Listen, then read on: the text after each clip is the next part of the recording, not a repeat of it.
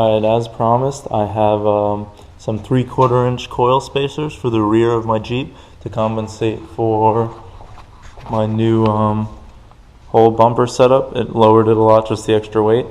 So hopefully, I haven't done the rear before, I've done this already in the front. We're just going to start obviously removing the lug nuts, removing the tire, and getting a jack under there, and we'll see where to go from there. And we're going to be using these coil compressors. Very annoying, but we'll see. And I jacked it up as high as I could, put my jack stand under the frame as high as it can go, and then lower the jack. See, I had the jack right on the shock mount.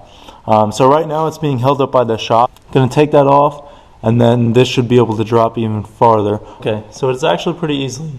So first I recommend spraying PB Blaster where the shock is. So it took a 9/16 on the inside, like towards the vehicle, and a 3/4 on the outside. Remove that, and then I would, while the shock is down, stick your hands through the coil and remove this bump stop. It was actually very easy. I literally wiggled it out in like 2 seconds, and that'll just give you more room, because when you're pulling the shock out, you're going to pull it out like this way, like top out.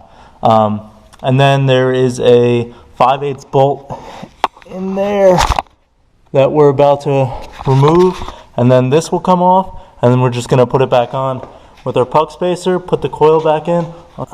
Yep, here it is. Not too bad.